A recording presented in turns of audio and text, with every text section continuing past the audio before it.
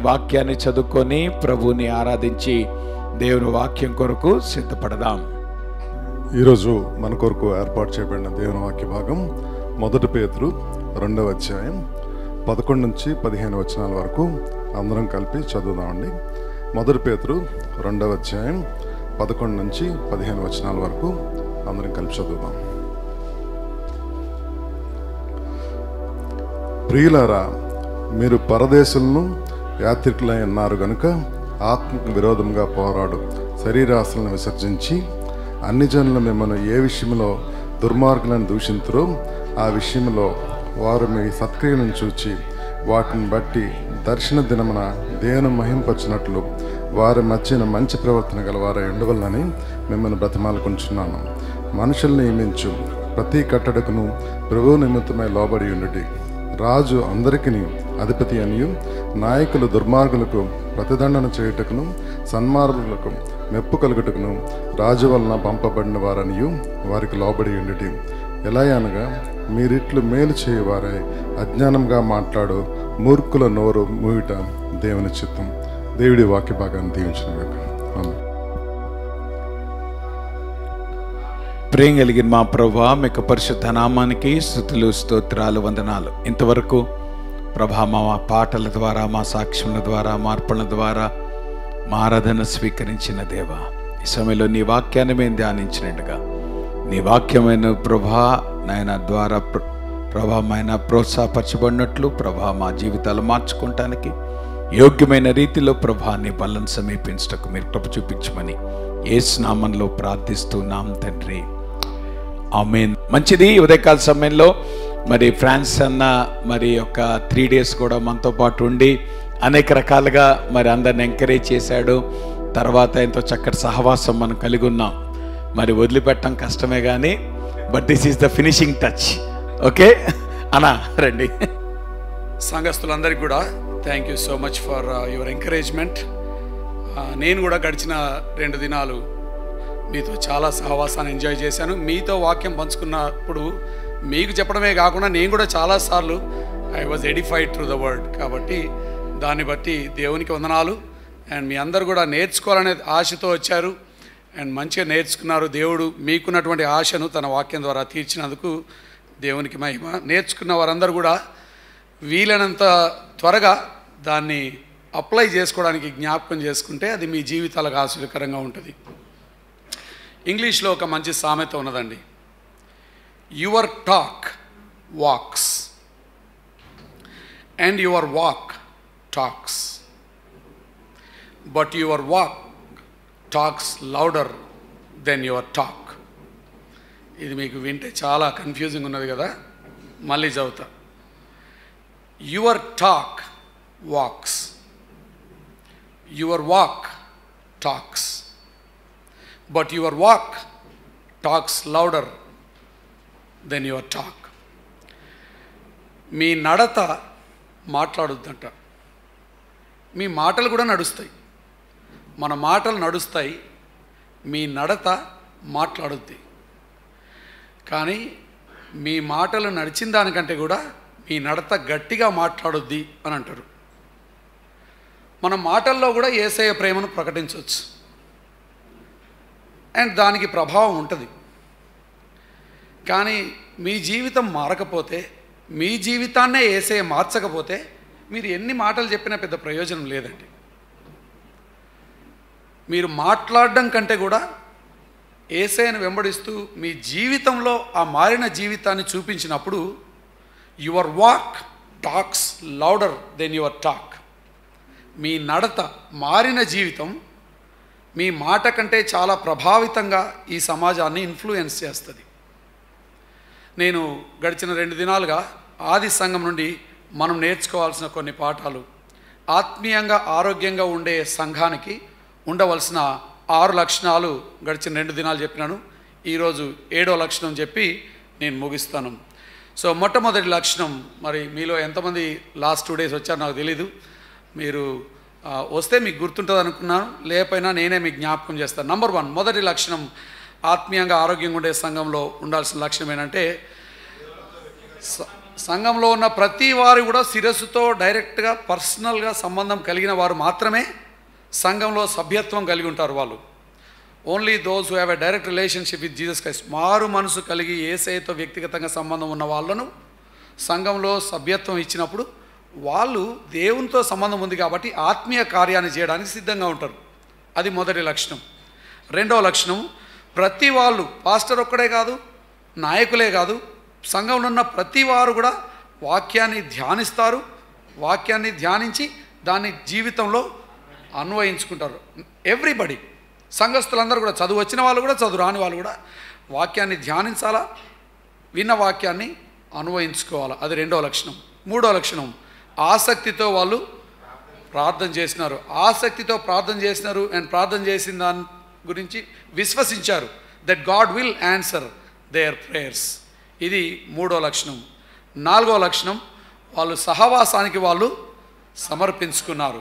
అంటే శిరస్సుతో సంబంధం ఉన్నది కాబట్టి క్రీస్తు శరీరంలో భాగంగా ఉన్నటువంటి ఇతర సహోదరులు మనకంటే డిఫరెంట్గా ఉన్నా, మనకంటే వేరుగా ఆలోచించే వాళ్ళైనా క్రీస్తు శరీరంలో భాగం కాబట్టి నా సమర్పణ వీళ్ళకు కూడా, దేవునికి ఒక్కడికే కాదు, because I'm committed to God, I'm also committed to the body of Christ, to the children of God. సహవాసానికి సమర్పించుకున్నారు. ఐదవది, వాళ్ళు సహవాసాన్ని సమర్పించుకున్న తర్వాత వాళ్ళకు దేవుడు ఇచ్చినటువంటి గిఫ్ట్స్ని దేవుని మహిమార్థమై వాడారు. ప్రతి వాళ్ళు కూడా, సంఘంలో ఉన్న ప్రతి వాళ్ళకు కూడా దేవుడు ఏదో ఒక వరం ఇచ్చాడు. ఆ వరాన్ని వాళ్ళు దేవునికి మహిమకరంగా వాడాలా. మన సొంత పాపులారిటీ కోసం, మనం ఫేమస్ కావడం కోసం కాదు. ఏ గిఫ్ట్ అయినా use it for God's glory so that it will bless everybody. అందరి మేలు కోసం, దేవుని మహిమ కోసం మాత్రమే మన గిఫ్ట్స్ వాడాలా. అది వాళ్ళు చేసిన ఐదో ప్రాముఖ్యమైన విషయం. ఆరో ప్రాముఖ్యమైన విషయం, వాళ్ళు చాలా దాతృత్వంగా ఇచ్చారు. వాళ్ళు చాలా ధారాళంగా, సాక్రిఫిషియల్గా ఇచ్చారు. ఈవెన్ దో వాళ్ళ బీదరికం ఉన్నా కూడా, వాళ్లకు చాలా అవసరాలున్నా కూడా, ఇతరులకు అవసరం ఉంది అని చెప్పగానే they stepped up and said, you know, నాకు ఇంత అవసరం లేదండి, దయచేసి అవసరం ఉన్న వాళ్ళకి ఇవ్వండి అని సంఘంలో ఉన్న వాళ్ళు వాళ్ళ జీవితాన్ని చాలా సింప్లిఫై చేసుకొని ఇతరుల అవసరతలకు ఇవ్వడానికి బ్రతిమిలాడి ఇచ్చారు అనేది మనం చూసాం. ఇవి 6 మనము గడిచిన 2 దినాలు చూసిన లక్షణాలు. 7వ లక్షణం ఈరోజు మనం చూసి ముగిద్దాం. 7వ లక్షణం, సంఘంలో ఉన్న ప్రతి వారు కూడా క్రీస్తుకు సాక్షులుగా బ్రతికారు. సంఘంలో ఉన్న ప్రతి వారు కూడా క్రీస్తుకు సాక్షులుగా బ్రతికారు. సాక్షులై బ్రతకడం అనే దాని గురించి ఈరోజు నేను వాక్యంలో నుండి కొంచెం హైలైట్ చేసి, ఆది సంఘం ఎలా చేసింది, మనం ఎలా చేస్తే ఈ సమాజంపై ప్రభావితం కలిగి ఉంటాం అనేది చూస్తాం. మనం అపోస్తలుల కార్యం 1వ అధ్యాయము 8వ వచనంలో మనందరికీ పరిచయమైన మాట అది. అయినను పరిశుద్ధాత్మ మీ మీదికి వచ్చినప్పుడు. అక్కడ ఒకసారి ఆగండి. యాక్చువల్గా సాధారణంగా అండి, మన సమాజంలో, మన కల్చర్లో, క్రైస్తవ్యంలో కూడా చాలామందికి చాలా తప్పుడు భావనలు ఉంటాయి. పరిశుద్ధాత్మ మీ మీదికి వచ్చినప్పుడు అని డాష్ అని పెడితే చాలామంది క్రైస్తవులు పరిశుద్ధాత్ముడు ఒక వ్యక్తి మీదికి వచ్చాడు, లేకపోతే ఒక సహోదరిలో పనిచేస్తున్నాడు, ఆయన కార్యం చేస్తున్నాడు అని అనాలంటే పరిశుద్ధాత్ముడు మీ మీదికి వచ్చినప్పుడు అని డాష్ అని పెడితే ఏం చేస్తే ఒక వ్యక్తి జీవితంలో పరిశుద్ధాత్ముడు కార్యం చేస్తున్నాడని మీరు అనుకుంటున్నారు అని నేను అడిగితే చాలామంది చాలా డిఫరెంట్ ఆన్సర్స్ ఇస్తారండి. క్రైస్తవులే, నేను వేరే వాళ్ళ గురించి మాట్లాడలే, ఈవెన్ క్రిస్టియన్స్. ఒక వ్యక్తి జీవితంలో దేవుని కార్యం జరుగుతుంది, ఆత్మకార్యం జరుగుతుంది అంటే ఏంటి ప్రూఫ్ అంటే, మనకు ఇంత మటుకు చూసిన విషయాలు ఏంటంటే, కొంతమంటారు పరిశుద్ధాత్ముడు ఒక వ్యక్తిలో పనిచేస్తున్నాడంటే వాళ్ళు భాషలు మాట్లాడతారు, వాళ్ళు ప్రవచనాలు చేస్తారు, వాళ్ళు స్వస్థతలు చేస్తారు, వాళ్ళు ఆశ్చర్యక్రియలు చేస్తారు. సో ఈ పరిశుద్ధాత్ముడు మీ మీదికి వచ్చినప్పుడు బ్లాంక్ అని మీరు డాష్ పెడితే మనకున్నటువంటి అవగాహన ఏంటంటే ఎవరికైనా పరిశుద్ధాత్ముడు వారిలో ఉంటే వాళ్ళు ఇట్లా సూపర్ న్యాచురల్ పనులు చేస్తారు, భాషలు మాట్లాడతారు, ప్రవచనాలు చేస్తారు, స్వస్థతలు చేస్తారు, అద్భుత క్రియలు చేస్తారు. ఇంకా అంటే ఇట్లాంటి ఎక్స్ట్రీమ్ థింగ్సే మనం ఆలోచిస్తూ ఉంటాం. కానీ అపోస్తల కార్యంలో ఏముందంటే పరిశుద్ధాత్ముడు ఆయన మీ మీదికి వచ్చినప్పుడు మీరు శక్తిని అందుదురు. దేనికోసం శక్తిని పొందుతున్నాం మనం? స్వస్థతలు చేయడానికి, ప్రవచనాలు చేయడానికి, పెద్ద పెద్ద ఆశ్చర్యక్రియలు చేయడానికి కాదండి. బై ద వే, దానికి కూడా పరిశుద్ధాత్ముని శక్తి అవసరమే. పరిశుద్ధాత్ముడు ఆ కార్యాలు కూడా చేస్తాడు, అవి నేను చేయడం నేను అనట్లే. కానీ పరిశుద్ధాత్ముడు ఒక వ్యక్తి జీవితంలో పనిచేస్తున్నాడు అన్నదానికి main proof super natural activities కావు, ప్రవచనాలు చెప్పడం లేకపోతే అద్భుతాలు చేయడం కాదు. ఆయన ఒక వ్యక్తి జీవితంలో పనిచేస్తున్నాడు అన్నదానికి మెయిన్ ప్రూఫ్ ఏంటంటే వాళ్ళలో ఆత్మ ఫలములు ఉంటాయి, వాళ్ళు క్రీస్తుకు సాక్షులుగా ఉంటారు. అది యేసయ్య చెప్తున్నాడు ఇక్కడ. జాగ్రత్త వినండి ఏమంటాడో. మీరు శక్తిని అందుదురు. దేనికోసం శక్తి పొందుతున్నారు? ఆశ్చర్యక్రియలు చేయడం కోసం శక్తి పొందుతున్నారా? ప్రవచనాలు చెప్పడం కోసం శక్తి దేనికోసం శక్తి పొందుతున్నారు? గనుక మీరు యెరూషలేములోను యూదయ సమరయ దేశం అందంతటా బూదిగంతములంతటా కూడా ఏంటి? నాకు సాక్షులై ఉందురని వారితో చెప్పాను. సో ఇక్కడ మీరు కనెక్ట్ చేయాల్సిన 3 మాటలు ఏంటంటే, పరిశుద్ధాత్ముడు మీ మీదికి వచ్చినప్పుడు ఆయన మీకు శక్తిని ఇస్తాడు. బట్ ఎందుకు శక్తిని ఇస్తున్నాడు?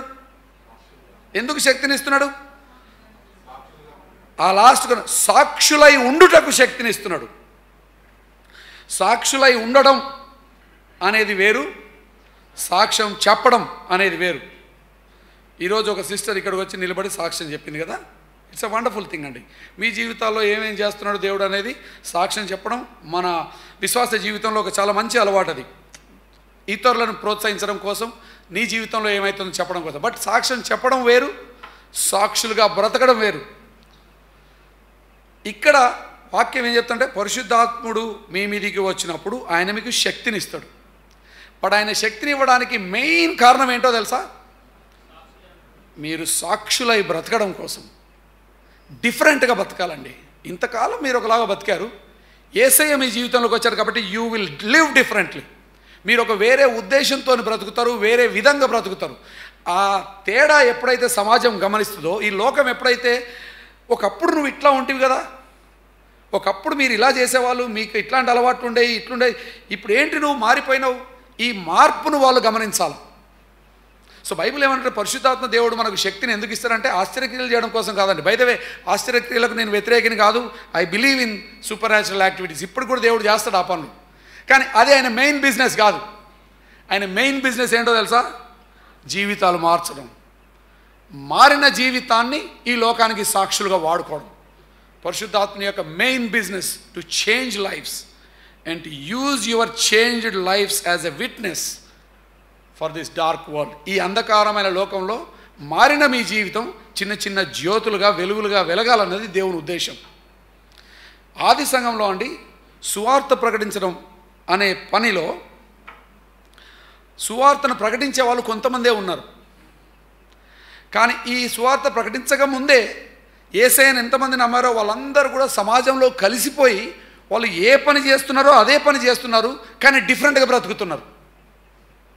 టెంట్లు కుట్టేటవాడు టెంట్లు కుట్టాడు, ఇల్లు కట్టేవాడు ఇల్లు కట్టాడు, కార్పెంటర్ పని చేసేవాడు కార్పెంటర్ పని చేశాడు. ఏ పని చేసేవాళ్ళు అదే పనులు చేశారు, కానీ జీవితం మారింది, డిఫరెంట్గా చేస్తున్నారు. సో ఈ సమాజం అందరూ కూడా, అరే వీడి నాకు ఇంతకుముందు కూడా తెలుసండి ఈయన, కానీ ఇంతకుముందు వేరేలాగా ఉండేవాడు, చాలా తొందరగా కోప్పడేవాడు, లేకపోతే చాలా తొందరగా అంటే ఫైట్ చేసేవాడు, ఇప్పుడు చాలా డిఫరెంట్గా ఉన్నాడు. వాళ్ళందరూ వాళ్ళ పనులు మానుకొని సువార్థికులు కాలేదండి. సమాజంలో నువ్వు ఏం చేస్తున్నావో అదే చెయ్యి. టీచర్ అయితే టీచరు, నర్స్ అయితే నర్సు, డాక్టర్ అయితే డాక్టరు, పోలీస్ అయితే police. Remain in the society but live a different life. మనకు చాలామందికి ఉండే అభిప్రాయం ఏంటంటే, ఈ లోకంలో చాలామంది సువార్త వినాల్సిన వాళ్ళు ఉన్నారంటే, మనకు చాలా వీళ్ళని బైబిల్ ట్రైనింగ్కి పంపించి పాస్టర్లను చేయాలి, మనం ఎక్కువ మందిని పాస్టర్లను చేయాలని చూస్తూ ఉంటాం. అది దేవుడిచ్చే పిలుపు అండి. కొంతమందికే ఇస్తాడు, కొంతమందికే ప్రివిలేజ్ అండ్ రెస్పాన్సిబిలిటీ ఇస్తాడు. వాళ్ళు వచ్చి తప్పకుండా సేవ చేయాలి, పిలుపు వచ్చిన వాళ్ళు. కానీ సంఘమందరూ సేవకు రావాల్సిన అవసరం లేదండి. సంఘమందరూ బోధకులు కావాల్సిన అవసరం లేదు, పాస్టర్లు కావాల్సిన అవసరం అసలే లేదు. మనకేం చెప్తున్నాడు తెలుసా? మీరు ఎక్కడుంటే అక్కడే మారిన బ్రతుకు జీవించండి, లివ్ డిఫరెంట్లీ. సువార్త ప్రకటించబడాలంటండి, సువార్త ప్రకటించే పాస్టర్లు ఎంత ఇంపార్టెంటో అంతకంటే కూడా మారిన జీవితం జీవించే సంఘము చాలా అవసరం. సమాజంలో చాలా చోట్ల వెళ్ళి యేసయ్య నీ జీవితం మారుస్తాడు, యేసయ్య నీ జీవితం మారుస్తాడని బోధకులు చెప్తూ ఉంటారండి. బోధకులు చాలామంది మీ జీవితం మారుస్తాడు, మీ జీవితం మారుస్తాడు అని అంటున్నారు, కానీ మారిన జీవితాలు వాళ్ళు చూడకపోతే, మారిన జీవితాలు వాళ్ళకి కనబడకపోతే మేము చెప్పే బోధలో ఏం పవర్ లేదండి. యేసయ్య దగ్గరకు వస్తే నీ జీవితం మారుద్ది అని నేను చెప్పాను అనుకోండి, వాడే సింపుల్గా అడుగుతాడు, మారిన ఒక బతుకు నాకు చూపెట్టు, ఒక్కరిని చూపించండి సార్ మారిన వాళ్ళని. ఈ సువార్తకు రుజువు మీ జీవితాలు, మీ మారిన జీవితాలు. మన క్రైస్తవ్యం ఇంత బలహీనంగా ఉండడానికి కారణం ఏంటంటే, ప్రకటించే వాళ్ళు చాలామంది ఉన్నారు, ప్రదర్శించే వాళ్ళు చాలా తక్కువ మంది ఉన్నారు. అందరూ ప్రకటనలోనే ఎక్స్పర్ట్స్ అయిపోయారు చెప్పడానికి. యేసయ్య నీ జీవితం మారుస్తాడు, ఎందుకు యేసయ్య దేవుడు అని మాట్లాడే వాళ్ళు చాలామంది ఉన్నారు. నిజంగా యేసయ్య జీవితంకి వస్తే ఎలా మారుద్ది అని ప్రూఫ్ చూపించే వాళ్ళు ఎక్కువ మంది లేరు. అందుకే మన సమాజం చాలా క్వశ్చన్ చేస్తుంది మనల్ని. ఏంటంటే మీరు చెప్తారు ఆయన వచ్చి మారుస్తాడు అంటే మాకు తెలియదా క్రైస్తవులు ఎట్ట బతుకుతారో? మా ఇంటి చుట్టూ క్రైస్తవులు ఉన్నారండి, వాళ్ళు ఇట్లా చేస్తారు, వీళ్ళు ఇట్లా చేస్తారని మనమే సువార్తకు ఆటంకం అయిపోతా ఉన్నాం. సువార్త ప్రకటించబడడానికండి మనకు కావాల్సింది గొప్ప గొప్ప బోధకులు కాదు. ఉంటే మంచిదే అండి, బోధకులు అవసరమే, తప్పకుండా చెప్పాల్సిన బాధ్యత కూడా మనకు ఉన్నది. కానీ చెప్పడం కంటే కూడా ఎక్కువ బాధ్యత మనకు చేయడంలో ఉన్నది. మీ జీవితాలు సువార్తకు గొప్ప సాక్ష్యం. అది చూసి చాలామంది యేసయ్య దగ్గరికి వస్తారు. మేము చెప్పే మాటను విని కూడా కొంతమంది రావచ్చు, కానీ మేము చెప్పే మాట విన్నది కూడా మీ బ్రతుకుల మారిన బ్రతుకుల మీదనే ఆధారపడినది. ఇఫ్ యూ డోంట్ చేంజ్ అంటే మేము ఎన్ని మాటలు చెప్పినా వాళ్ళు ఇదే క్వశ్చన్ అంటారు. ఒక ఎగ్జాంపుల్ చూపెట్టన్నా నాకు, నువ్వు బాగానే చెప్తున్నావు, నువ్వు చెప్పినంత బాగానే ఉంది, కానీ just show me one example. అందుకే నేను చెప్తున్నాను, ప్రకటించడం కంటే కూడా ప్రదర్శించడం చాలా ప్రాముఖ్యం. సంఘం అంతా కూడా ప్రదర్శించాలా. సువార్త ప్రకటించడం ఆయన పని కాదు, నా ఒక్కడి పని కాదు, ఇది మనందరి పని. సువార్తను మనం ప్రదర్శిస్తున్నా కొలది, as you demonstrate the gospel, the announcement or the proclamation of the gospel becomes powerful. వాళ్ళకు ఇన్ని ఎగ్జాంపుల్స్ కనబడుతున్నప్పుడు మా ప్రకటనకు చాలా ఎఫెక్టివ్గా ప్రతిఫలం చూడడానికి అవకాశం ఉంటుంది. బైబిల్లో నేను కొన్ని వచనాలు చూపిస్తాను మీకు. ఇవన్నిట్లో కూడా సాక్షులయుందురు అనే మాట మీదనే ఎంఫసిస్ ఉంటుంది. బై ద వే అండి, న్యూ టెస్ట్మెంట్లో చాలాసార్లు సాక్ష్యము, విట్నెస్ అనే మాట వచ్చింది. But most of the time witness అనేది లైఫ్కి సంబంధించింది, లిప్స్కి సంబంధించింది కాదు. సాక్ష్యం అనే మాట అనగానే అది జీవితానికి సంబంధించింది, పెదవులకు సంబంధించింది కాదు. కానీ చాలా సంఘాల్లో మనకున్నటువంటి అభిప్రాయం ఏంటంటే, ఇప్పుడు సాక్ష్యాలు చెప్తారు అనగానే ఒకరి తర్వాత ఒకరు వచ్చి మైకులు పట్టుకొని లిప్స్తో మనం చెప్తున్నాం, ఇట్లా అయిందండి, నాకు అనారోగ్యంగా ఉండే దేవుడు స్వస్థత ఇచ్చిండు, నా ఉద్యోగం పోతే దేవుడు మంచిగా. బేసికల్గా మనం ఏం చేస్తున్నాం, సాక్ష్యం అనగానే దాన్ని లిప్స్కు పరిమితం చేస్తున్నాం. న్యూ టెస్ట్మెంట్లో సాక్ష్యం అనే పదానికి లిప్స్కు డైరెక్ట్ కనెక్షన్ కాదండి, లైఫ్కి డైరెక్ట్ కనెక్షన్ ఉన్నది. So every time you use the word witness, don't think about test money. సాక్ష్యం అనగానే ప్రియమైన దేవుని బిడ్డలారా నాకు అని మైక్ పట్టుకొని మాట్లాడేది కాదు సాక్ష్యం. చాలామంది సాక్ష్యం అనగానే ఇంకా మైక్ తీసుకొని ఏదో చెప్పడం అనుకుంటారు. చెప్పడం కూడా అవసరం కాదని నేను అంటలే, కానీ సాక్ష్యం అన్న పదానికి న్యూ టెస్ట్మెంట్లో ఉన్న అర్థము మాటలు కాదు, క్రియలు, మారిన జీవితం. Witness has more to do with life and less to do with lips. ఆది సంఘంలో సాక్ష్యం అనే పదం వచ్చినప్పుడల్లా జీవితం గురించి మాట్లాడుతుంది, పెదవుల గురించి కాదు, ఆరు పెదవులతో మనం చెప్పే మాటల గురించి కాదు. సో ఇంతకుముందు నేను చెప్పినట్టే మళ్ళీ కొన్ని వచనాలు ఇస్తాను, మీరు చూడండి. అపోస్తల కార్యం 2వ అధ్యాయము 32వ వచనంలో ఈ మాట ఉంటుంది, ఈ యేసును దేవుడు లేపెను, దానికి మేమందరము ఏంటంటుడు, మేమందరము సాక్షులము.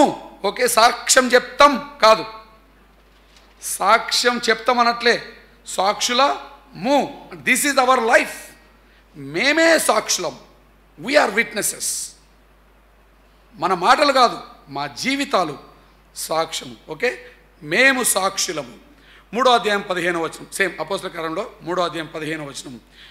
మీరు జీవాధిపతిని చంపిరి కానీ దేవుడు ఆయనను మృతులలో నుండి లేపెను, అందుకు మేము వినరా, అందుకు మేము సాక్షులము. సాక్ష్యం చెప్తామంటలేరు, వీఆర్ విట్నెసెస్. ఆయన లేచాడయ్యా, ఆయన మరణాన్ని తిరిగి జయించాడు. ఏంటిది ప్రూఫ్? నా బతుకే ప్రూఫ్. ఒకప్పుడు నేను పాపంలో చచ్చిన వాడినై ఉంటిని, but look at my life, this is the evidence. నా బ్రతుకే ప్రూఫ్. సో సాక్షులమై ఉందుము అని ఎన్నిసార్లు వచ్చిందో చూడండి. అందుకే నేను దాన్ని ఎంఫసైజ్ చేస్తా ఉన్నా. 10వ అధ్యాయానికి అపోస్తల కార్యం 10వ అధ్యాయము 39-40 వచనాల్లో 39వ వచనం తెలుగులో, ఆయన యూదుల దేశమందును యెరూషలేమునందును చేసిన వాటన్నిటికీ మేము సాక్షులము. మళ్ళీ విన్నారా, సాక్షులము అంటే we are witnesses. Our life is a witness. 13వ అధ్యాయము 30వ వచనం, 13వ అధ్యాయం తెలుగులో 31లో ఉంది. ఆయన గలిలయ నుండి యెరూషలేమునకు అనేక దినములు కనబడెను. విన్నారు, ఏమైనా సాక్షులై ఉన్నారు. ఓకే, మళ్ళీ నేను ఇదే ఎంఫసైజ్ చేస్తున్నా. వాళ్ళెవ్వరు కూడా సాక్ష్యం ఇయ్యట్లే, మాటలు చెప్పట్లే. మేమే సాక్షులము, మా బ్రతుకే సాక్ష్యము. మేము సాక్షులమై ఉన్నాము, సమాజంలో కలిసిపోయి ఉన్నాం. మీరందరూ మీరు చేసే పనులు మాని రమ్మని ఎవ్వరు అనలేదండి. దయచేసి ఎక్కడున్న వాళ్ళు అక్కడే ఉండండి, కానీ డిఫరెంట్గా ఉండండి. అంతకుముందు ఎట్లున్నావు, ఇప్పుడు ఎట్లున్నావు అనేది సమాజం చూడాలి. యేసయ్య మిమ్మల్ని అక్కడ సాక్షిగా వాడాలనుకుంటు. సాక్షులై ఉన్నాము. అన్ఫార్చునేట్లీ మనకు సమాజంలో క్రైస్తవులు దేవుడు చాలా అవకాశాలు ఇస్తాడు, మంచి మంచి ప్లేసెస్లో ఉంచడానికి. టీచర్లుగా, నర్సులుగా, లేకపోతే ఈవెన్ పోలీస్ డిపార్ట్మెంట్లుగా, లాయర్గా, ఎక్కడెక్కడో సమాజంలో దేవుడు మిమ్మల్ని ఉంచాడు. ఎందుకు ఉంచాడంటే అక్కడ మీరు క్రీస్తుకు సాక్షులుగా ఉండాలన్నది ఆయన ఉద్దేశం. మనందరి తలంపు ఏంటంటే వాళ్ళందరినీ ఎప్పుడో ఒకసారి మనం గుడికి పిలిచి, ఇక్కడికి పిలిచి సువార్త ప్రకటించాలా, వాళ్ళకి సువార్త అందజేయాలని మనం చూస్తూ ఉంటాం. సో మనం మన ఫ్రెండ్స్ అందరిని ఊరికే ఒకసారైనా మా గుడికి రా, ఒకసారైనా మా చర్చికి వచ్చి, క్రిస్మస్కి వచ్చి వాక్యం విను అని అంటూ ఉన్నాం. మనం ఇక్కడికి రా విందు అని మనం అంటున్నాం. కానీ బైబిల్ ఏమంటుంది, వాళ్ళని ఇక్కడ తేవాల్సిన అవసరం లేదు, నువ్వే సాక్షివి, నీ జీవితమే సాక్ష్యం. You are living there. నీ బ్రతుకు ద్వారా వాళ్ళు యేసుక్రీస్తు సత్యాన్ని గమనించగలగాలి. పూర్తిగా అర్థం చేసుకోవచ్చు, but they should notice the difference. అది చాలా ఇంపార్టెంట్. నోటీస్ ద డిఫరెన్స్, నీలో మార్పును గమనించగలగాల. ఇది ఎందుకు ప్రాముఖ్యమో ఇంకో వచనంలో చెప్తానండి. ఇంకో వచనం చూస్తాం, 22వ అధ్యాయము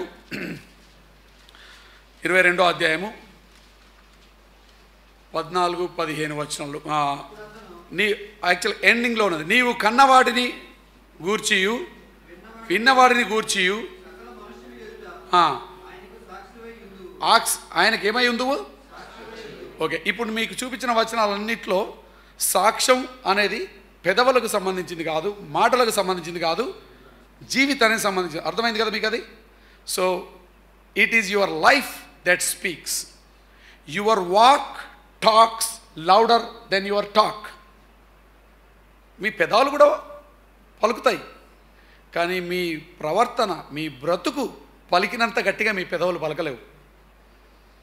మీ ప్రసంగాలు కూడా పవర్ఫులే, కానీ మీ మారిన జీవితం మీ ప్రసంగం కంటే పవర్ఫుల్. మారిన జీవితం లేకుండా ప్రసంగాలు చేస్తే అండి, ఇది ప్రపంచాన్ని కన్ఫ్యూజ్ చేస్తుందండి. వాడికి అర్థం కాదు. అన్న నువ్వు అంటున్నావు కానీ నాకు ఒక్క ఎవిడెన్స్ కూడా కనపడతలేదు అంటాడు వాడు. అందుకే ఆది సంఘంలో వాళ్ళు మళ్ళీ దీన్నే ఎంఫసైజ్ చేసిన, everybody in the church. Gospel sharing అనేది ఈయనొక్కరి పని కాదు, నా ఒక్కడి పని కాదండి, మనందరి పని. మనందరూ మారిన జీవితాన్ని ప్రపంచంలో చూపిస్తున్న కొలది సువార్త స్ప్రెడ్ కావడానికి చాలా అవకాశం ఉంటుంది. అయితే పేతురు రాసిన మొదటి పత్రికలో సాక్షులై ఉంటే ఏమైద్ది అనే దానికి ఒక బ్యూటిఫుల్ ఎగ్జాంపుల్ చూస్తాడు. పేతురు రాసిన మొదటి పత్రిక మొదటి అధ్యాయం 17వ వచనంలో ఈ మాట రాస్తాడు. మీరు పరదేశులై ఉన్నంత కాలము అనే మాట వాడతారండి ఆయన. సో పేతురు రాసిన మొదటి పత్రికలో పేతురు మళ్ళీ ఒక విషయం జ్ఞాపకం చేస్తాడు. ఏంటంటే మీరు పరదేశులయ్యా. ఓకే, మీరు పరదేశులు. పేతురు రాసిన మొదటి పత్రిక మొదటి అధ్యాయం 17వ వచనం 1:17. సో 117 మీరు పరదేశులై ఉన్నంత కాలము భయముతో గడుపుడాను. పరదేశులై ఉన్నంత కాలం అండి మీరు డిఫరెంట్గా ఉంటారు. ఆ మాటకు వస్తే నేను గడిచిన 3 దినాల నుండి మీ ఊర్లో ఉన్నాను, దువ్వాడలో. నేను ఒక గెస్ట్గా వచ్చాను కాబట్టి సింపుల్గా ఒక చిన్న సూట్ కేస్ క్యారీ ఆన్ తీసుకొని వచ్చినాను. 3 రోజులు సంతోషంగా ఉన్నాను, అయిపోయింది. ఆ క్యారీ ఆన్ తీసుకొని వెళ్ళిపోతున్నాను. బట్ నేను గెస్ట్గా వచ్చాను అనేది నా మైండ్లో క్లియర్గా ఉన్నది కాబట్టి గెస్ట్కి ఎంత అవసరమో అంతే తెచ్చుకున్నాను. నాకు ఆ క్యారీ ఆన్ ఒక్కటే కాదండి, మీరు మా ఇంటికి వచ్చి చూస్తే మీకు అర్థమైంది నాకు ఎన్ని బట్టలు ఉన్నాయి, ఎన్ని షూలు ఉన్నాయి, ఎన్ని ఉన్నాయి. కానీ ఇది నా నివాస స్థలం కాదు, ఇది టెంపరరీ అనేది నాకు తెలుసు కాబట్టి నేను రావడమే లైట్గా వచ్చాను, లైట్గా వెళ్ళిపోతున్నాను. పేతురు అంటాడు కదా, ఈ లోకంలో ఉన్న మనందరం కూడా ఇది టెంపరరీ అనే సంగతి ఎప్పుడు మీరు జ్ఞాపకం చేసుకోండి. ఇక్కడనే సెటిల్ అయిపోతామేమో అనే భావనతో ఒకదాని తర్వాత ఒకటి కొనుక్కొని ఒకదాని తర్వాత ఒకటి యాడ్ చేసుకొని అక్యుములేట్ చేసుకొని ఇక్కడే సెటిల్ అయ్యే భావన తీసేయండి. ఇక్కడ ఎవ్వడు సెటిల్ కాడు. ఇది మన దేశం కాదు, ఇది మన పురం కాదు, ఇది మన లోకం కాదు, ఇది మన ఇల్లు కాదు. This is a temporary existence here. 60 ఏళ్ళు 70 ఏళ్ళు 80 ఏళ్ళు ఎంతకాలం ఉంటామో కానీ ఆయన అంటాడు మీరు పరదేశులు అనేది ఎప్పుడు మర్చిపోకండి. 2వ అధ్యాయంలో కూడా మళ్ళీ అదే మాట అంటాడు. 2వ అధ్యాయం 11వ వచనం, ప్రియులారా మీరు పరదేశులను యాత్రికులనై ఉన్నారు అంటాడు. చాలా బ్యూటిఫుల్గా. అంటే ఎప్పుడు గుర్తుపెట్టుకోండి, ఇక్కడ మనం సెటిల్ అయ్యే ప్రయత్నం చేయట్లే. ఇది మన ఇల్లు కాదు. This is not our home, this is not our permanent address. Our address is in heaven. మన అల్టిమేట్ గోల్ అక్కడికి వెళ్ళాలి. ఇక్కడ లైట్గా బతుకుదాం, వీలైనంత తక్కువ అటాచ్మెంట్స్తో బ్రతుకుదాం. అవసరమైతేనే కొనుక్కోండి, లేకపోతే లైట్గా కానిచ్చేసేయండి. సో ఇక్కడ ఏమంటారంటే మీరు పరదేశులు, తర్వాత యాత్రికులు అయినారు కాబట్టి ఎంత లైట్ లగేజ్ ఉంటే అంత మంచిదండి. ఓకే, నేను లగేజ్ అంటే లిటరల్లీ చెప్తున్నా, జీవితంలో వీలైన తక్కువ విషయాలతో మేనేజ్ చేసేయండి. చాలా అవసరమైతే కొనుక్కోండి, అవసరమైనా మిమ్మల్ని మీరు అంటే డిప్రైవ్ చేసుకోమని చెప్పట్లేదు, కొనుక్కోండి. కానీ వీలైనంత మటుకు వాటికి ఎక్కువ అటాచ్ కాకండి. మనకున్నటువంటి పెద్ద సమస్య ఏంటంటే ఈ లోకంలో మనం చాలా వాటికి అటాచ్ అయిపోతాం. మన ఇంటికి, మన ఉద్యోగానికి, మన కారుకు, మన ఆస్తికి, మన చాలా వాటికి అటాచ్ అయిపోతూ ఉంటాం. ఇంత అటాచ్ అయితే అండి పోయే దినం వస్తే చాలా కష్టమైంది మీకు పోవడం. మరి అట్లానే పోయే దినం రాదా అంటే అందరికి వస్తుందని తెలిసి కూడా ఇక్కడే అటాచ్మెంట్ పెంచుకుంటే చాలా కష్టం అండి. బై ద వే, ఈ విషయంలో నేను చాలాసార్లు మళ్ళీ జ్ఞాపకం చేస్తూ ఉంటాను. మీరు ఎంత ఎక్కువ అటాచ్మెంట్ పెంచుకుంటే ఆ డిపార్చర్ అంత పెయిన్ఫుల్గా ఉంటుంది మీకు. మన క్రైస్తవులలో ఉన్న ఇంకో పెద్ద సాడ్ థింగ్ ఏంటంటే నాకు సెమిటరీస్కి పోవడం నాకు వన్ ఆఫ్ మై హాబీస్. అది మీకు చాలా వీడిగా అనిపిస్తుంది. వీడేం పాస్టర్ అయ్యా సమాధులతోటికి పోవడం చాలా ఆనందం పడతాడు. ఆనందం కాదు, అబ్జర్వేషన్ కోసం. ఎందుకంటే ఆ సెమిటరీకి పోతే ఎన్ని సెమిటరీలు జస్ట్ పేరు ఉంటుంది, ఈ సంవత్సరం పుట్టాడు, ఈ సంవత్సరం పోయింది. వాళ్ళందరూ అంటే ఎంతోమంది జీవితాలు ఉంటాయి అక్కడ. వాళ్ళ జీవితం ఇప్పుడు పుట్టాడు, ఇప్పుడు చచ్చిపోయాడని. ఈ సెమిటరీలలో కూడా అండి మన క్రిస్టియన్ సెమిటరీస్లో ఈ మధ్యలో ఒకటి ఏం గమనించా అంటే ఒక్కొక్కటి మంచిగా 3 అంతస్తుల బిల్డింగ్లు కడుతుండు.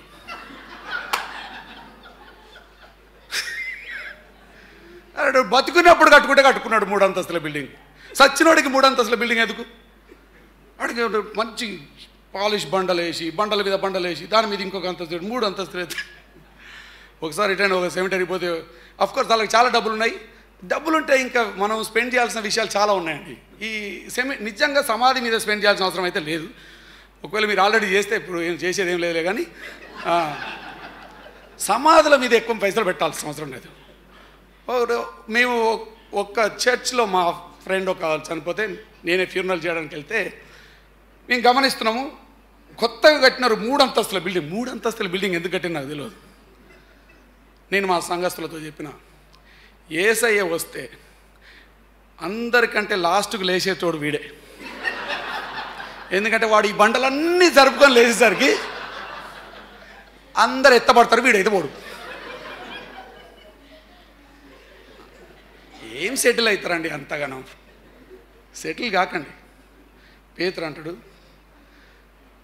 పరదేశులను యాత్రికులను వీలైనంత లైట్గా బ్రతకండి, వీలైనంత తక్కువతో సింపుల్గా బ్రతకండి. మీ మారిన జీవితం ద్వారా ఇతరులను క్రీస్తు వైపు ఆకర్షించండి. పేతురు రాసిన పత్రికలో ఇంకొక బ్యూటిఫుల్ మాట ఉందని అది నేను చెప్పి ముగిస్తాను. 3వ అధ్యాయము 15వ వచనం. ఈ వాక్యము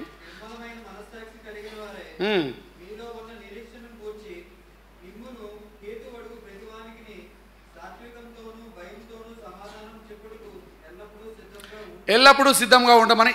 ఈ వాక్యం అండి క్రైస్తవులు చాలామంది అపాలజెటిక్స్ అంటే క్రైస్తవ విశ్వాసాన్ని డిఫెండ్ చేయడం కోసం వాళ్ళ కీ వర్డ్స్గా వాడుకుంటారు.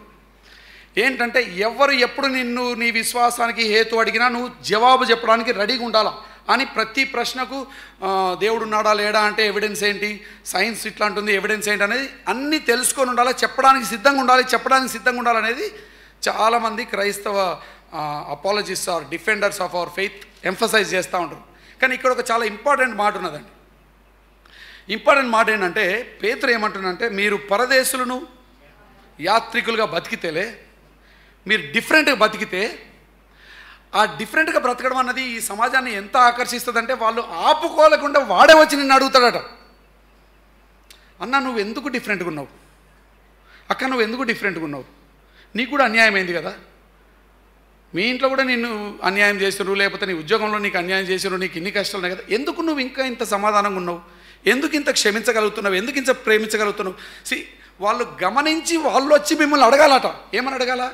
మీ నిరీక్షణకు హేతు ఏంటి, వాట్ అంటే మీ ఎందుకు మీరు ఇంత సమాధానంగా ఉండగలుగుతున్నారు, ఇంత నిరీక్షణగా ఉండగలుగుతున్నారు, ఇంత ప్రేమతో ఉండగలుగుతున్నారు అని వాళ్ళు మిమ్మల్ని అడగాలట. పేతురు అంటాడు, మీరు పరదేశులను యాత్రికులుగా బతికితే మీరు డిఫరెంట్గా బ్రతుకుతున్నారు కాబట్టి వాళ్ళు వచ్చి మిమ్మల్ని అడుగుతారు, అడిగినప్పుడు చెప్పడానికి సిద్ధంగా ఉండమని అన్నాడు. క్రైస్తవ్యంలో సంఘ చరిత్రలో మనం చేసిన ఒక పెద్ద మిస్టేక్ ఏంటంటే అడిగే విధంగా ఎవ్వడు బతకట్లే, ఎవ్వరు కూడా ఎవరిని అడిగే అంత సీన్ లేదు. మీరు ముందెట్ట బతికారో ఇప్పుడు కూడా అట్టే బతుకుతున్నారు. ఏంటంటే లేబుల్ మార్చారు అంతే. ఇంతకుముందు కూడా మనం నామకే వాసే క్రైస్తవులు, ఇప్పుడు కొంచెం రెగ్యులర్గా పోయే క్రైస్తవులు లేకపోతే విశ్వాసులు, మనం లేబుల్ మార్చారు తప్ప బ్రతుకు మారలే. అందుకే ఎవరు మనల్ని అడగట్లే.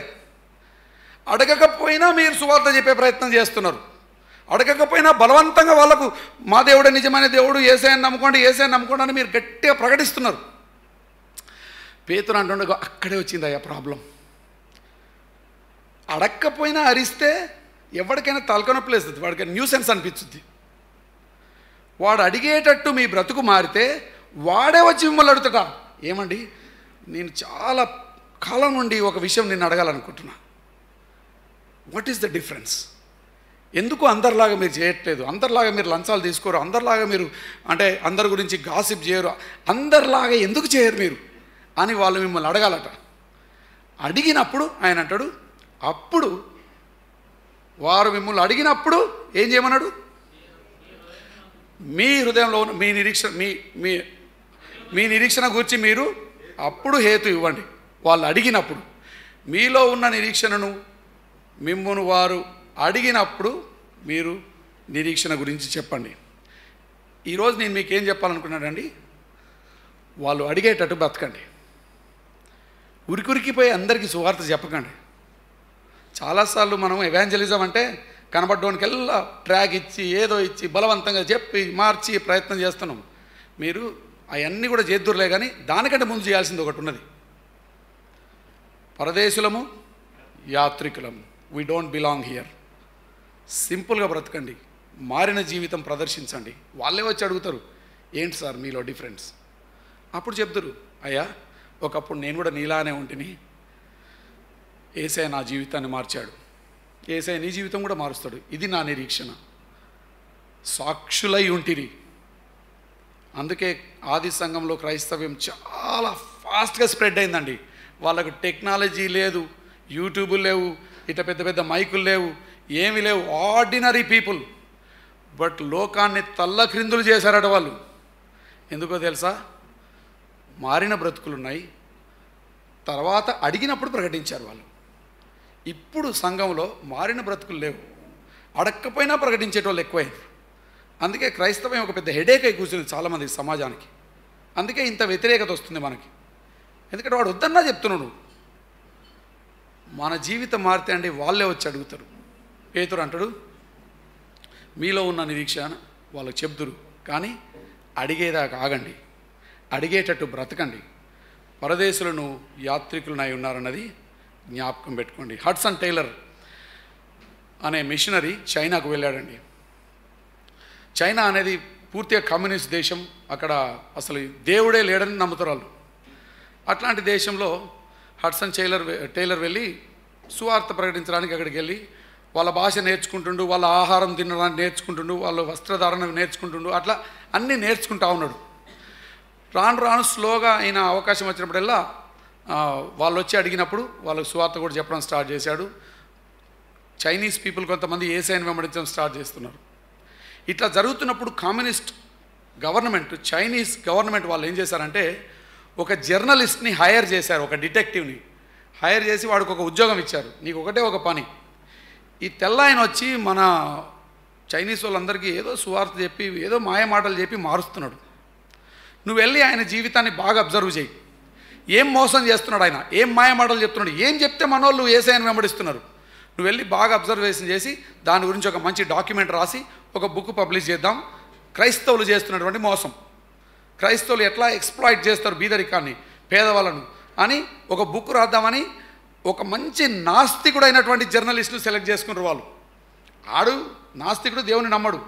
ఆడికి డబ్బులు ఇచ్చి ఈ ప్రాజెక్ట్ ఇచ్చి నువ్వే హడ్సన్ టైలర్ ఏ ఊర్లో ఉండరో ఆ ఊర్లో ఈయనకు ఒక ఇల్లు ఇచ్చి డబ్బులు ఇచ్చి ఒక జర్నల్ రికార్డ్ చేసి just give us some evidences. ఏంటిది ఈయన స్ట్రాటజీ? ఆయన చేసే మోసాన్ని బయట పెట్టాలనే ఉద్దేశంతో వచ్చి పరిచయం కూడా చేసుకోలేదు. హడ్సన్ టైలర్ ఇల్లు ఎక్కడుందో చూసుకొని అక్కడ నుండి పక్క వీధిలో ఇల్లు తీసుకొని ఓన్లీ అబ్జర్వ్ చేస్తున్నాడు ఈయన.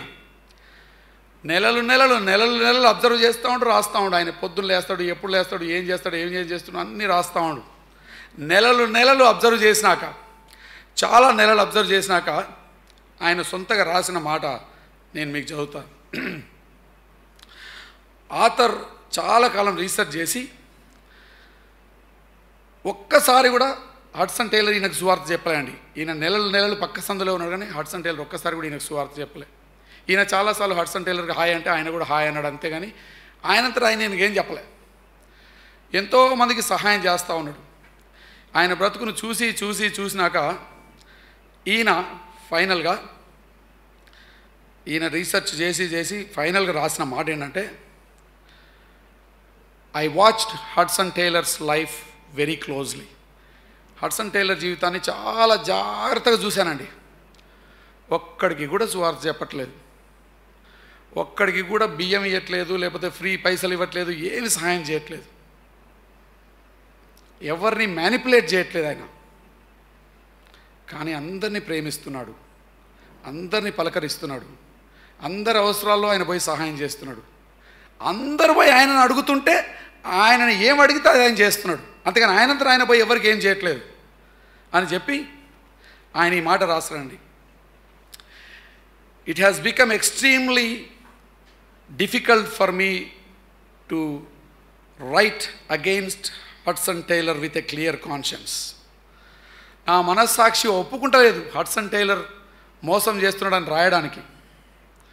ఆయన జీవితాన్ని ఇన్ని నెలలు గమనించినాక నేను తీసుకున్న నిర్ణయం ఏంటంటే ఈ ప్రాజెక్ట్ బంద్ చేసి నేను కూడా యేసయ్యను వెంబడించాలని డిసైడ్ చేసుకున్నా అంటాడు.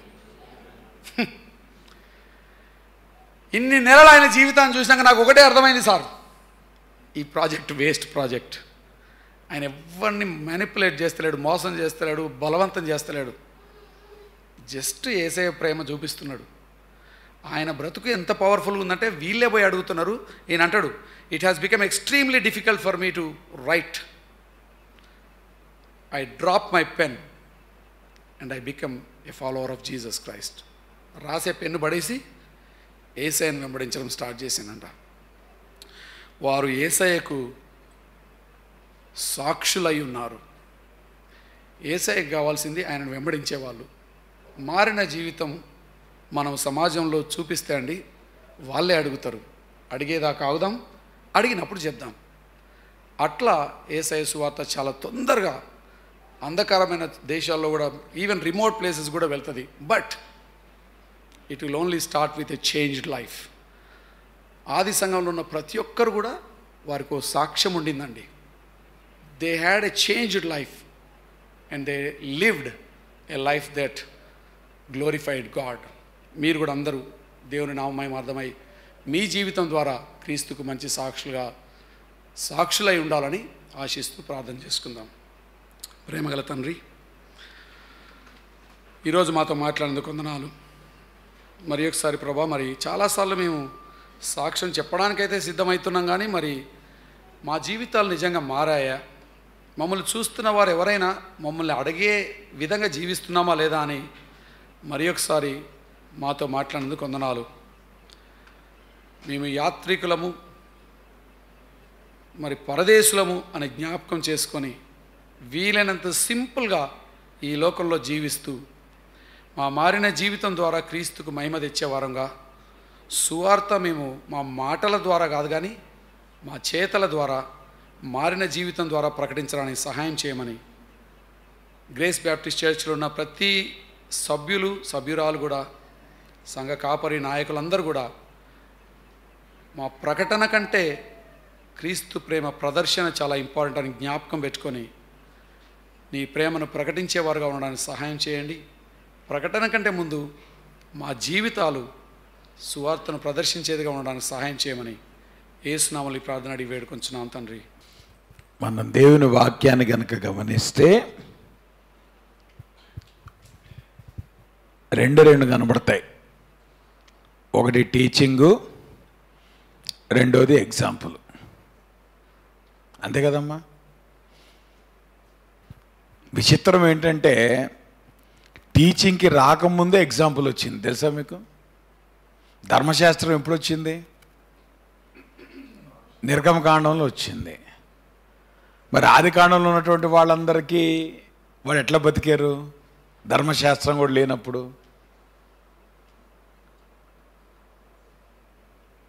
సో టీచింగ్ లేనప్పుడే దే లెడ్ ఎగ్జాంపులరీ లైఫ్స్. ఈరోజు మన అబ్రహాం జీవితం చూసుకున్నా, లేదంటే ఇస్సాకు, యాకోబు పితరుల జీవితాలు చూసుకున్నా, ఆ కంటిన్యూషన్ ప్రతి పుస్తకంలో ఏం హైలైట్ చేయబడింది? వాళ్ళ జీవితాల ద్వారా వాళ్ళు ప్రభువుని తెలుసుకోవటాన్ని బట్టి వచ్చిన మార్పు ఏంటి,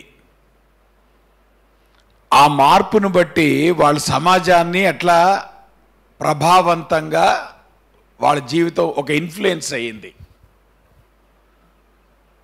సో క్రిస్టియన్ లైఫ్ అనేటువంటిది ఇట్ ఈస్ అబౌట్ ఇన్ఫ్లుయెన్స్. మన ప్రభావం మన చుట్టుపక్కల వారి మీద ఎట్లా ఉండబోతుంది.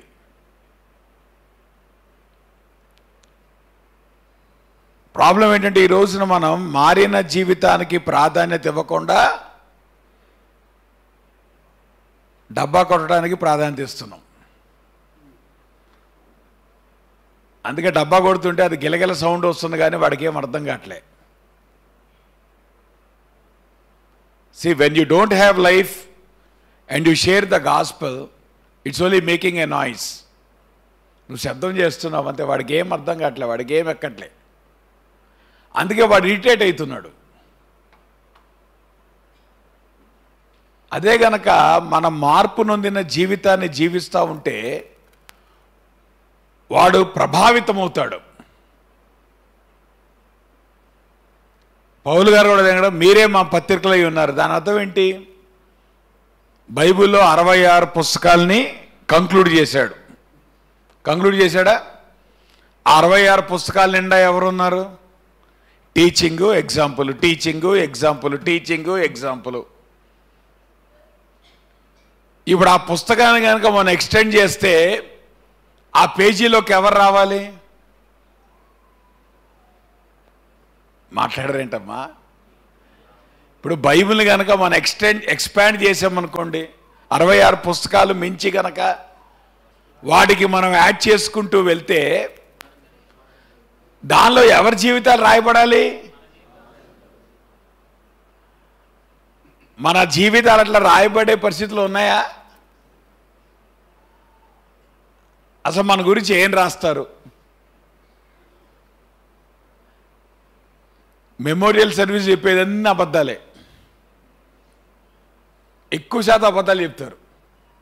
అసలు అప్పటిదాకా వాళ్ళకి ఏం ఉండదు, కానీ ఆ మెమోరియల్ సర్వీస్కి వచ్చేటప్పటికి ఏం కల్పిస్తారు అసలు. జీవితంలో ఈయన ప్రేమించినంత ఎవడు ప్రేమించినట్లు, ఈయనంత మంచివాడు ఇంకెవడు లేనట్టు ఏం చెప్తారులే. దాని గురించి నేను మాట్లాడలేదు. But if God extends the book కదా, 11వ అధ్యాయంలో హెబ్రీయులకు రాసిన పత్రికలో విశ్వాస వీరుల లిస్టు గురించి రాస్తూ ఆ గ్రంథకర్త ఏమన్నాడు, ఇంకిట్లా రాసుకుంటూ పోతే ఎంతోమంది ఉన్నారు. సంఘ చరిత్రలో ఇప్పటికీ ఎంతమంది ఉన్నారు? హలో, మనం కూడా దాంట్లో ఉన్నాం, తెలుసా మీకు ఆ సంగతి? మన అవుట్ సైడర్స్ కాదు. లెక్క ప్రకారము ఈ 66 పుస్తకాలని ఎక్స్పాండ్ చేస్తే మనందరి జీవితాలు కూడా దాంట్లో ఉంటాయి. If God wants to right. కానీ అది రాయటం చేత కాదు కనుక దేవుడు అక్కడితో వదిలిపెట్టి మన జీవితాల గురించి రాయకుండా మనల్ని బతకమన్నాడు దేవుడు. వాళ్ళు బతికారు, వాళ్ళ జీవితాలు రాయబడ్డాయి. ఇక మన జీవితాల గురించి రాయక్కర్లేదు, మన జీవితాలు బతుకుతే చాలు.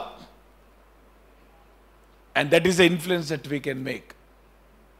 నేనంటున్నాను, ఉదయకాల సమయంలో ప్రభు బలను మనం సమీపించకముందు మన జీవితాలు పరిశీలించుకుందాం. మన సాక్ష్యాన్ని దెబ్బతీసే అంశాలు ఏమున్నాయి మన జీవితాల్లో, ప్రభు దగ్గర ఒప్పుకుందాం. ఇతరులు మన జీవితంలో ఆటంకంగా ఏం చూస్తున్నారు, ప్రభు దగ్గర ఒప్పుకుందాం. ఇతరులు ప్రభువుని అంగీకరించకుండా మన జీవితాల్లో ఏది కనపడతా ఉంది, ప్రార్థన చేసుకుందాం. తలలు వంచండి. దేవుని వాక్యపు వెలుగులో ఈ 3 దినాలు కూడా అనేకమైన విషయాలు మనము ధ్యానం చేస్తూ వచ్చాం. దేవుడు తన దాసుని ద్వారా అనేకమైన విషయాలు మనతో మాట్లాడుతూ వస్తున్నప్పుడు మన జీవితాలు పరిశీలించుకుందాం. సంఘములో దేవుడు మనల్ని ఉంచినప్పుడు ఆయన కోరుకున్న సంఘములో ఆ బాధ్యతను మనం నిర్వర్తిస్తున్నామా? మన సాక్ష్య జీవితం ఎట్లాగుంది? మన సాక్ష్య జీవితం ఇతరులను ఆకర్షించేదిగా ఉందా, ఇతరులు అసహించుకునేదిగా ఉందా? ఈరోజు ప్రభు బలను మనం చేరకముందు మన జీవితాలు పరిశీలించుకుందాం, ప్రార్థన చేసుకుందాం. దేవా, సరిచేయని ఆయన యోగ్యమైన రీతిలో ప్రభా నీ బలను సమీపించటకు కృప చూపించిన ఆయన ప్రార్థన చేద్దాం. దేవుని వాక్యపు వెలుగులో సరి చేసుకుందాం. దేవునికి మనకి ఆటంకమైనటువంటిది, ఇతరులకు దేవునికి మధ్యలో మనము ఆటంకంగా ఉన్న విషయాలు ప్రభు దగ్గర ఒప్పుకుందాం. ఈ 3 దినాలు ప్రభు మనతో మాట్లాడుతూ వస్తుండగా ఏదైతే దేవుడు మనతో మాట్లాడుతున్నాడో ముందు మనం సరి చేసుకుందాం. సరిచేసి ప్రభు యొక్క రక్తంలో కడగబడి ప్రభు బల్లలో మనం చేయి వేస్తున్నప్పుడు మన అంగీకారాన్ని దేవుని తెలియచేద్దాం. ప్రభా, నా పాపాన్ని, నా విధేయతను, ప్రభా నా అతిక్రమాన్ని ఒప్పుకుంటున్నాను, ప్రభా సహాయం చేయి. ప్రభు రక్తంలో కడగబడదాం. యోగ్యమైన రీతిలో ప్రభు బలను సమీపిద్దాం. ప్రేమ కలిగిన మా ప్రభువా, మీకు పరిశుద్ధ నామానికి స్తుతులు, స్తోత్రాలు, వందనాలు. ఉదయకాల సమయంలో ప్రభా నీ పాద సందుకు వస్తూ ఉంటున్నాం. నీ దాసుని ద్వారా ప్రభు అనేకమైన విషయాలు మీరు మా దృష్టికి తీసుకొచ్చుండగా ఉదయకాల సమయంలో మా సాక్ష్య జీవితాన్ని ప్రభా మేము గమనించుకుంటున్నాం. ప్రభు అనేక సార్లు ప్రభా మేము చెప్పటానికి ప్రాధాన్యత ఇస్తున్నాము, కానీ జీవించటాన్ని ప్రభా మేము నెగ్లెక్ట్ చేస్తున్నాం. అయితే మా జీవితాల ద్వారా అనేక మందిని మేము డ్యామేజ్ చేస్తున్నాం. ప్రభా మీరు కృప చూపించండి, సహాయం చేయండి. ప్రభా మా జీవితాలు మీరు సరిచేయండి. ప్రభా మీరు మమ్మల్ని ఏ ప్రదేశాల్లో ఉంచారో, అది మా ఇళ్ల దగ్గర కావచ్చు, మా నైబర్హుడ్స్లో కావచ్చు, ప్రభా మా వర్క్ ప్లేసెస్లో కావచ్చు, ప్రభా మా జీవితాలు మీ పత్రికలుగా ప్రభా సాక్ష్యం ఇచ్చటకు, ప్రభా మేము మాటలతో చెప్పే సాక్ష్యం కంటే, ప్రభా మేము మాటలతో చెప్పేటువంటి సువార్త కంటే కూడా మా జీవితాలే ప్రభా కరపత్రులుగా ఉన్నట్లు దేవా మీరు కృప చూపించమని ప్రార్థన చేస్తూ ఉదయకాల సమయంలో ప్రభా నీ కుమారుని యొక్క రక్తము మా కొరకు ప్రభా చిందించబడింది, ఆయన శరీరం మా కొరకు నల్లగొట్టబడింది, ఆయన పొందిన దెబ్బల చేత మాకు స్వస్థత కలుగుచున్నది. ప్రభా మీరిచ్చిన గొప్ప రక్షణ బట్టి ప్రభా మీకు వందనాలు తెలియచేస్తూ ప్రభా నీ వాక్యం ద్వారా ఈ 3 దినాలు కూడా ప్రభా మీరు మాతో మాట్లాడుతూ వస్తుండగా ప్రభా మేము చేసుకున్నటువంటి కమిట్మెంట్స్, ప్రభా మేము సరి చేసుకున్నటువంటి మా ప్రాధాన్యతలు, ప్రభా ఏదైతే విషయాలు ప్రభా మేము నిర్ణయాలు తీసుకున్నామో ప్రభా మా జీవితాల్లో ప్రభా నీ వాక్యాన్ని అన్వయించుకొని ప్రభా మారిన జీవితాలతో ప్రభా మేము ఏదైతే ప్రదేశాల్లో ఉంటున్నామో ప్రభా నీ కొరకు నాయన ప్రభావవంతమైన జీవితాలు జీవించడానికి అనేక మందిలో ఎదుట ప్రభా మేము సాక్షులుగా మేము జీవించటకు దేవా మీరు కృప చూపించమని ప్రార్థన చేస్తూ ఉంటున్నాను. ఉదయకాల సమయంలో ప్రభా మీ బిడ్డలు ప్రభా మరి బల్లలో పాలు పంపులు పొందడానికి మీరు చూసిన కృపను బట్టి ప్రభా మీకు వందనాలు. ఎవరైతే ప్రభా మరి పాల్గొలేకపోయారో వారిని కూడా మీరు జ్ఞాపకం చేసుకోండి ప్రభా, మీ రక్షణ వారికి మీరు దయచేయమని ప్రార్థన చేస్తున్నాను. ఇంకా మారు మనసు పొందినటువంటి వారు ప్రభా మారు మనసు పొంది ప్రభా బాప్తిసం తీసుకొని ప్రభా నీ బలలో చేయవేయటానికి కూడా మీరు కృప చూపించమని ప్రార్థన చేస్తూ ఉదయకాల సమయంలో ప్రతి కుటుంబాన్ని మీరు నమ్మకమైన హస్తాలకు అప్పగిస్తున్నాం. ఎవరెటువంటి అవసరంతో ప్రభా నీ సన్నిధికి వచ్చున్నారో ప్రతి అవసరతను ప్రభా మీరు తీర్చి మీ సర్వ సమృద్ధి ప్రభా ప్రతి కుటుంబానికి ప్రభా మీరు దయచేయమని ప్రార్థన చేస్తూ ఉంటున్నాను. తిరిగి మీ సన్నిధిలో మేము కూడుకున్న పర్యంతం కూడా మీ కృపాక్షేమం మాతో ఉంచమని మీ కృపగల హస్తాలకు ప్రభావం అందరిని అప్పగించుకుంటూ ప్రత్యేకంగా మరి ఫ్రాన్స్ అన్న కూడా మీరు జ్ఞాపకం చేసుకోండి. ఏదైనా ప్రయాణమై వెళ్తుండగా మీరు సహాయం చేయండి. అదే రీతిగా తనకు మీరు ఇచ్చినటువంటి పరిచర్య ఆ దర్శనాన్ని కొనసాగించటకు కావాల్సిన కృపను ప్రభా కుటుంబాన్ని కూడా మీరు దయచేయమని మీ కృపగల హస్తాలకు ప్రభావం అందరిని అప్పగించుకుంటూ యేసు నామములో ప్రార్థిస్తున్నాం తండ్రి. పరలోకమందున మా తండ్రి, మీ నామం పరిశుద్ధపరచబడుగాక, మీ రాజ్యం వచ్చునుగాక, మీ చిత్తం పరలోకం నెరవేర్చడు భూమి నెరవేరునుగాక. మా దిన ఆహారం నేడు మాకు దయచేయండి, మా అన్నస్సులు క్షమించకాలను క్షమించండి, మమ్మ శోధులు దక్క దుష్టుడు తప్పించండి. రాజ్యము శక్తి మహిమ నిరంతరం మీరే ఉన్నారు తండ్రి. మన తండ్రి అయిన దేవుని యొక్క ప్రేమయు కుమారుడు యేసుక్రీస్తు వారి కృపయు పరిశుద్ధాత్మక అన్యోన్య సహవాసం ఇప్పుడు మనకు సదాకాలము తోడై ఉండి ఆయన రాకడ పర్యంతము భద్రపరిచి నడిపించునుగాక. మా అందరికి వందనాలు. God bless you. ఒకనొకరు పలకరించుకొని మెళ్ళకు మీరు వెళ్ళొచ్చు.